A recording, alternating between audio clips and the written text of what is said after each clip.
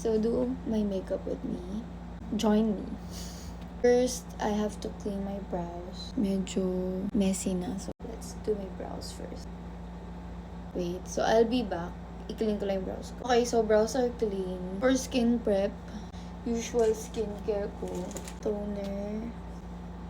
I'm not very confident kasi ang tagal ko na nung huling nag-makeup ako. Then, medyo duda ako sa sarili ko at hindi ko alam kung anong makeup ang gagawin. Ito, Pond's Serum.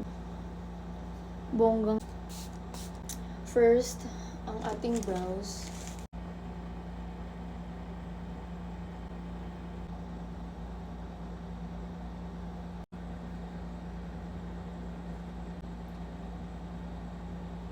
Okay, brows are done. So, dito tayo sa base. Okay, at tuluyan nang hindi kinayang magsalita habang nagme-makeup.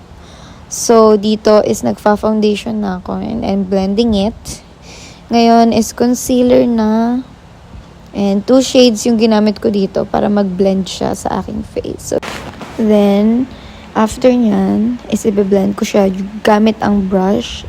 Then, after nun ay ibe-blend ko siya gamit ang sponge. Okay, ano ba ang next? Habang nagbe-blend siya. Ano kayang next? Ayan. Next is bronzer. Para lang, hindi naman mukhang ano lang, plain white ang ating canvas. Actually, hindi ko nga alam yung gagawin ko sa mga point na to eh. So, ayan, nagpa-powder lang ako sa under eyes. Para ma-set yung under eye natin. And nag-eyeshadow na siya. Ang bilis niya naman. Ay, ayan na. So, nagdi-detail lang siya and nag-eyeliner na siya pala bigla. Diyos ko. Ayan. Mamaya daw. I'll be back daw, sabi niya. Then, ito na yung eyes. Oh, ha? And, nagpa-powder bronzer na ako dyan. Tapos, nag-nose line na siya. Kasi kailangan niya yan. And, nag-powder lang siya ulit. Para mag-blend. Okay.